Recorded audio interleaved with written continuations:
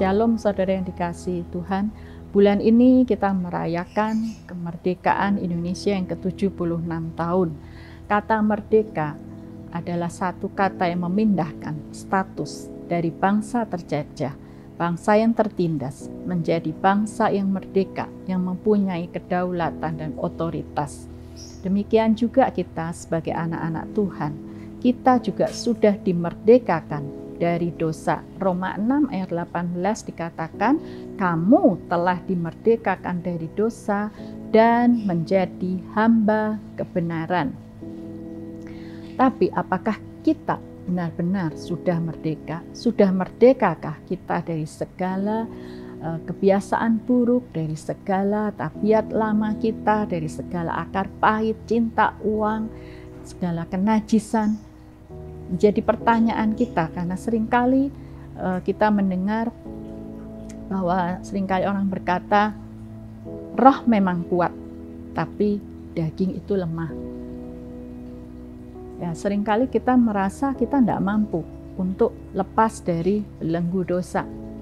Padahal firman Tuhan katakan bahwa kita mampu karena roh Allah ada di dalam diri kita. 1 Yohanes 2 ayat 14c di bagian bawah katakan, karena kamu kuat dan firman Allah diam di dalam kamu dan kamu telah mengalahkan yang jahat.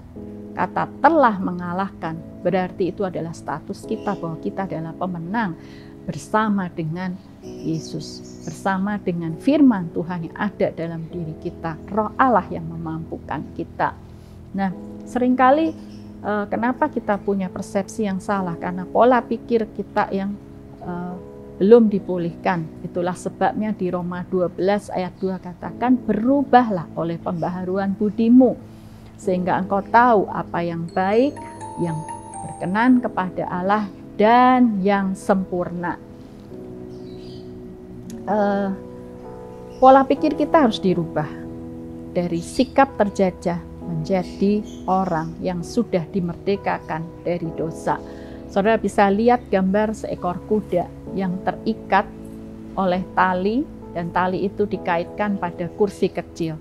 Seharusnya kuda itu bisa lepas dengan mudah, tapi kenapa kuda itu hanya berdiam diri saja? Karena mungkin dia sudah terbiasa dari kecil, ketika diikat dengan tali, dia tidak punya kuasa untuk bisa lepas dari itu.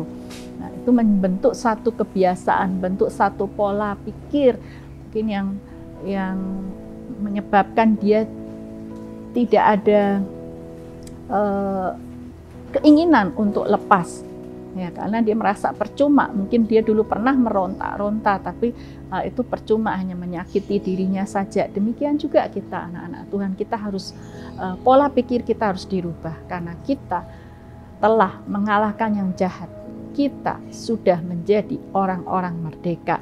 Nah, yang kedua, saudara, ketika merdeka berarti segala aturan yang dulu sebagai bangsa terjajah, kita harus mengikuti aturan penjajah. Nah, sekarang sebagai bangsa merdeka kita ikuti aturan pemerintah yang berlaku. Demikian juga kita sebagai anak-anak Tuhan. Dulu kita adalah hamba dosa, kita menyerahkan tubuh kita menjadi hamba dosa. Tapi setelah kita merdeka, kita harus menyerahkan tubuh kita menjadi hamba kebenaran. Kita lihat di Roma 6, masih Roma 6 ayat 16 dikatakan, apakah kamu tidak tahu bahwa apabila kamu menyerahkan dirimu kepada seseorang sebagai hamba untuk mentaatinya, kamu adalah hamba orang itu yang harus kamu taati, baik dalam dosa yang memimpin kamu kepada kematian maupun dalam ketaatan yang memimpin kamu kepada kebenaran. Jadi ketika kita menyatakan diri kita hamba orang itu, ya kita harus taati orang itu. Demikian juga ketika kita menyatakan diri kita hamba kebenaran, kita harus mengikuti segala ketetapan dan peraturan Tuhan. Tetapi syukurlah kepada Allah, dahulu memang kamu hamba dosa, tetapi sekarang kamu dengan segenap hati telah mentaati pengajaran yang telah diteruskan kepadamu. Jadi kita harus mengikuti segala ketetapan Tuhan. Dalam arti setiap hari kita harus menyerahkan seluruh anggota tubuh kita menjadi hamba kebenaran, dipakai menjadi alat kebenaran oleh Tuhan. Ayat 19 dikatakan, aku mengatakan hal ini secara manusia karena kelemahan kamu, sebab sama seperti kamu telah menyerahkan anggota-anggota tubuhmu menjadi hamba kecemaran dan kedurhakaan yang membawa kamu kepada kedurhakaan, demikian hal kamu sekarang harus menyerahkan anggota-anggota tubuhmu menjadi hamba kebenaran yang membawa kamu kepada pengudusan. Jadi ada tindakan aktif dari kita, inisiatif dari kita untuk kita menyerahkan anggota-anggota tubuh kita menjadi hamba kebenaran karena kita sudah dimerdekakan oleh Kristus. Jadi setiap hari adalah pilihan yang Tuhan perhadapkan pada kita. Ya, pada hari ini ku perhadapkan kehidupan dan kematian, berkat dan kutuk. Demikian Ulangan 30 ayat 19. Demikian juga hari ini kita diingatkan kita memilih merdeka atau mati, seperti slogan yang sering dikumandangkan oleh para pahlawan ketika memperjuangkan kemerdekaan. Saya percaya kita semua akan memilih setiap hari untuk kita boleh merdeka. Kita menjadi Kristen yang punya kemerdekaan sejati.